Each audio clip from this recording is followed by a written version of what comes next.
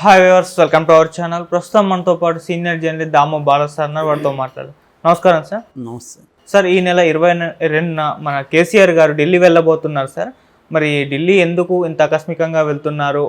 బీజేపీతో మీటింగ్ అంటున్నారు. మరి కేసుల విషయంలో ఏదైనా డిస్కస్ చేస్తారు? అలాగే ఎలక్షన్స్ రాబోతున్నాయి కదా, పొత్తులు ఏమైనా పెట్టుకునే ఛాన్స్ ఉందా సార్ బీజేపీతో? రేపు ఎల్లుండి ఢిల్లీ వెళ్తున్నాడు కేసీఆర్ అని వార్తలు వస్తున్నాయి. సో సడన్గా ఇప్పుడు ఎందుకు వెళ్తున్నాడు అనే చర్చ నడుస్తుంది. ఒక అభిప్రాయం ఏంటంటే కేసీఆర్ మోడీని అపాయింట్మెంట్ అడిగాడని ఢిల్లీలో ఉన్న బీఆర్ఎస్ నాయకులు కానీ, అక్కడ లైజనింగ్గా పనిచేసే వాళ్ళు కానీ అక్కడ పిఎంఓ ఆఫీస్ని కాంటాక్ట్ చేస్తున్నారని చెప్తున్నారు. మోస్ట్లీ ఎల్లుండికి అపాయింట్మెంట్ ఇచ్చే అవకాశం ఉంది మోడీ అని చెప్తున్నారు. సో ఇక్కడ రెండు అంశాలు ఉన్నాయి. అంటే బీజేపీ కేసీఆర్ పట్ల ఏ వైఖరి కలిగి ఉంది, కేసీఆర్ బీజేపీతో ఎలాంటి వైఖరి కలిగి ఉన్నాడు అనేది చూసుకున్నప్పుడు చాలా కాలం నుంచి మన అసెంబ్లీ ఎన్నికల్లో కూడా కాంగ్రెస్ బలంగా ప్రచారం చేసింది ఏంటంటే బీజేపీ బీఆర్ఎస్ లోపాయికారిగా కుమ్మక్కైపోయినాయి అనేది వాళ్ళు బలంగా ప్రచారం చేశారు. దాన్ని ప్రజలు కూడా నమ్మారు. నమ్మడానికి కారణం వాళ్ళ ప్రచారమే కాకుండా కేసీఆర్ అంతవరకు ఒంటి కాలు మీద లేచాడు బీజేపీ మీద. ఏ స్థాయిలో అంటే మోడీని తీవ్రంగా విమర్శించాడు. తర్వాత మోడీ ఇక్కడికి ఎప్పుడు వచ్చినా కూడా కనీసం ఒక ప్రోటోకాల్, ఒక ప్రధానమంత్రిని ఒక ముఖ్యమంత్రి కలవడం అనేది ప్రోటోకాల్, అది కూడా ఫాలో కావాలి.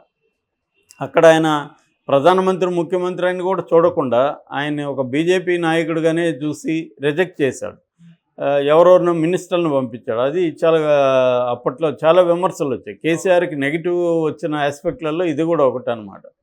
అంటే ఒక ప్రధానమంత్రి వస్తే కూడా కర్టెసీగా నువ్వు ఆయన్ని రాజకీయంగా వ్యతిరేకించు, అది వేరే విషయం.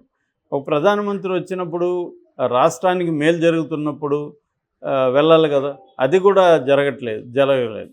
సో ఆ రకంగా మరో పక్కేమో రాష్ట్రానికి ఏమి ఇవ్వలేదండి. నువ్వు కూడా కార్డియల్గా ఉండాలి. ఒక ప్రధానమంత్రికి ఒక ముఖ్యమంత్రి కార్డియల్గా ఉండి రాష్ట్రానికి కావాల్సిన పనులు చేయించుకోవాలి తప్ప నీ వ్యక్తిగతంగా తీసుకొని లేదా పార్టీ పరంగా తీసుకుంటే రాష్ట్ర ప్రజలు నష్టపోతారు.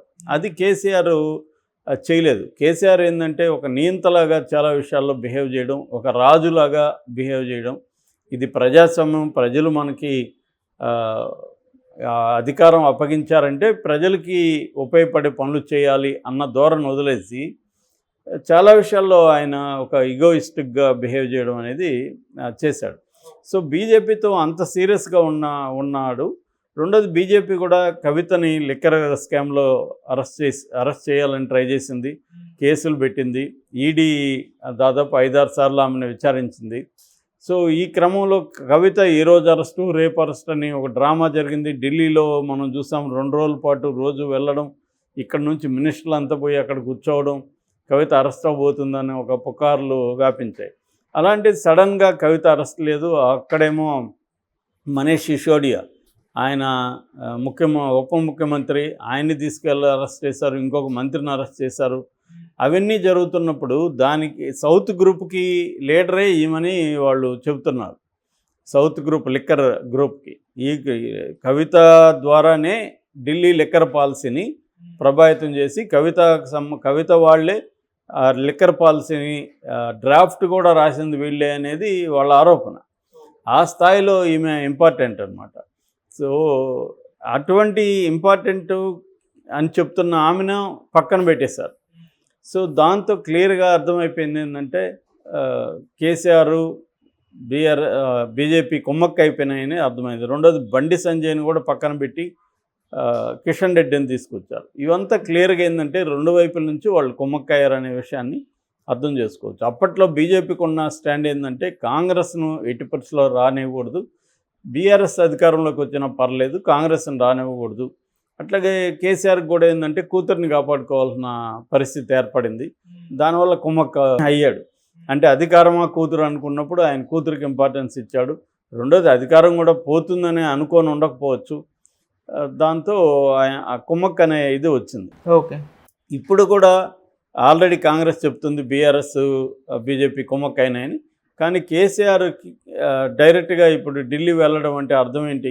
ఎందుకు వెళ్తున్నాడు ఆయన? ఆయనేమో అధికారంలో లేడు. సీఎంగా ఉన్నప్పుడేమో కలవలేదు ఎప్పుడు పీఎంని. ఇప్పుడు ఎందుకు వెళ్తున్నాడంటే క్లియర్గా ఆయన స్కిన్ని కాపాడుకోవడానికే అనేది మనకు అర్థమవుతుంది. ఎందుకంటే రేవంత్ రెడ్డి చాలా దూకుడుగా కేసీఆర్ మీద వెళ్తున్నాడు. కాళేశ్వరం ప్రాజెక్టులో మేడిగడ్డ కావచ్చు, తర్వాత మిషన్ భగీరథ కావచ్చు, అట్లాగే ప్రజాభవన్, అంతకుముందు ప్రగతి భవన్లో జరిగిన అవకతవకలు కావచ్చు, సెక్రటేరియట్లో జరిగిన అవకతవకలు, అనేక స్కాముల్ని బయటకు తీస్తున్నారు. సో ఎలక్ట్రిసిటీకి డిపార్ట్మెంట్కి సంబంధించి కావాలని కొన్నారని వీటి మీద అంతా కూడా అతను విజిలెన్సీ డిపార్ట్మెంట్ని ఒక పక్క ఏసీబీ రంగంలోకి దిగింది, ఇంకోవైపు సిట్టింగ్ జడ్జిని పెడుతున్నారు. ఇలాగా రేవంత్ రెడ్డి మెల్లగా చుట్టుముడుతున్నాడు, కేసీఆర్ని కమ్ముకుంటున్నాడు. సో కేసీఆర్కి అర్థమవుతుంది ఖచ్చితంగా ఇది ఎన్నికల తర్వాత స్పీడప్ అవుతుంది. ఇప్పుడు ఎన్నికల ముందు అరెస్ట్ చేస్తే బ్యాడ్ నేమ్ వస్తుందని రేవంత్ రెడ్డి వెయిట్ చేస్తున్నాడు. ఎన్నికలు అవగానే మనల్ని ఖచ్చితంగా అరెస్ట్ చేస్తాడు అన్న ఒక భయాందోళనకు గురైనట్టుగా కేసీఆర్ కనిపిస్తుంది. ఇప్పుడు చంద్రబాబు అంటే జైలుకి వెళ్ళినా కూడా తట్టుకోగలిగిన శరీరం ఆయనది, ఎందుకంటే ఆయనకి డిసిప్లిన్ ఉంటుంది. రెండోది ఆయన హెల్త్ పరంగా కూడా జాగ్రత్తలు తీసుకుంటారు, యోగా చేస్తారు, మెడిటేషన్ చేస్తారు, డైట్ కూడా వెరీ కంట్రోల్ డైట్ తీసుకుంటారు. కేసీఆర్కి అవేవి లేవు. సో కేసీఆర్ జైలుకి వెళ్తే చాలా ఇబ్బందులు పడాలి. రెండోది కోర్టుల్ని ఎలా డీల్ చేయాలి, లాయర్లని ఎలా డీల్ చేయాలి, ఇవన్నీ చంద్రబాబు కొట్టిన పిండి. అందుకని ఆయన కోర్టుల ద్వారా కొట్లాడుకొని జైల్లో కూడా వసతులు క్రియేట్ చేసి, ఎవరికి నాకు తెలిసి ఇప్పటివరకు ఇండియాలో ఎవరికి కూడా ఏసీ ప్రొవైడ్ చేయలేదు జైల్లో. అట్లాంటిది చంద్రబాబుకి చేశారు, ఏసీ అంటే ఎయిర్ కూలర్. అవును, ఆ స్థాయిలో చేశారు. ఆయనకి సపరేటు బ్లాక్నే ఖాళీ చేయించేశారు, వేడి నీళ్ళు పెట్టారు, టేబుల్ వేశారు, అన్ని రకాల సౌకర్యాలు ఆయన క్రియేట్ చేశారు. అసలు అది పేరుకి జైలే కానీ అదొక గెస్ట్ హౌస్ లాగా తయారైంది. రోజు లాయర్లు వెళ్ళి కలిసేవాళ్ళు, ఆయన అక్కడి నుంచి గైడ్ చేస్తూనే ఉన్నాడు. అంత ఇదిగా ఆయన చేసుకోగలరు. కేసీఆర్కి అది కష్టం ఇక్కడ, ఎందుకంటే ఇక్కడ రేవంత్ రెడ్డి ప్రభుత్వం వేరు, రెండోదికి అక్కడ చంద్రబాబుకి మీడియా బలం కూడా స్ట్రాంగ్గా ఉంది, ఇక్కడ కేసీఆర్కి మీడియా బలం లేదు. ఈయన మీడియాతో ఎప్పుడూ ఫ్రెండ్లీగా లేడు, విపరీతంగా మీడియాని అటాక్ చేసేవాడు. దాంతో ఈయనకి మీడియా లేదు, ఇటు జైళ్ళల్లో మేనేజ్ చేసుకోలేడు, కోర్టుల్లో బలం లేదు. దీనివల్ల కేసీఆర్ చాలా ఇబ్బందులు పడతారు జైలుకి వెళ్తే చంద్రబాబు కంటే. సో అందువల్ల కేసీఆర్కి ఏంటంటే దీన్ని అవాయిడ్ చేయాలి తప్ప ఫేస్ చేసి ముందుకెళ్ళకూడదు అని చెప్పి ఆయన మోడీ కాళ్ళ మీద పడ్డానికి పోతున్నాడు అనేది కాంగ్రెస్ వాళ్ళు చెప్తున్నారు. సో కాళ్ళ మీద పడతాడా లేదా అనేది పక్కన పెడితే ఆయన ఖచ్చితంగా అయితే పొత్తు పెట్టుకోవడానికి వెళ్తున్నాడు అనేది చెప్తున్నారు. ఇక మోడీ పరిస్థితి, మోడీ ఎందుకు బీఆర్ఎస్తో పొత్తు పెట్టుకోవాలనుకుంటున్నాడంటే, మోడీ వాళ్ళకు కూడా బీజేపీకి కూడా ఏముందంటే కనీసం 400 సీట్లు ఎన్డీఏకి రావాలనేది వాళ్ళ అంచనా, వాళ్ళ ఆశయం. ఎందుకంటే వాళ్ళకి చాలా రకాల ప్లాన్స్ ఉన్నాయి. వాళ్ళు అనేక బిల్లులు పాస్ చేయాలి, అవసరమైతే రాజ్యాంగాన్ని మార్చేయాలి. ఎందుకంటే వాజ్పేయి టైంలోనే రాజ్యాంగాన్ని మార్చాలనే ఒక కమిషన్ వేశారు. ఈ దేశంలో ఏదైనా రాజ్యాంగాన్ని మార్చాలనే ఒక పార్టీ ఉందంటే అది ఏకైక పార్టీ బీజేపీనే. మిగతా వాళ్ళందరూ రాజ్యాంగంలో ఇది చేర్చాలి, అది అమెండ్మెంట్ చేయాలి, ఇట్లాంటివి మాట్లాడతారు. కానీ వాళ్ళకి పీటీకి దగ్గర నుంచి రాజ్యాంగమే ఇష్టం లేదు, కంప్లీట్గా మార్చాలన్న ఉద్దేశంలో ఉన్నారు. అందుకని వాళ్ళు 400 సీట్లు ఆశిస్తూ ఉన్నారు. అసలు వాళ్ళకి మినిమం ప్రతిపక్షం కూడా ఉండొద్దు అనేది వాళ్ళ ప్లాన్. సో ఇది మన ఇందిరాగాంధీ పీరియడ్లో తప్ప ఆ తర్వాత ఏ పార్టీకి కూడా 400 సంఖ్య రాలేదు.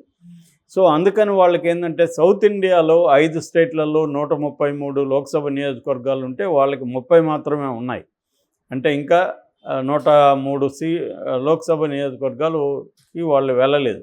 ముఖ్యంగా తెలంగాణ, కర్ణాటక వదిలేస్తే 3 రాష్ట్రాల్లో ఒక్క సీటు కూడా వాళ్ళకి లేదు.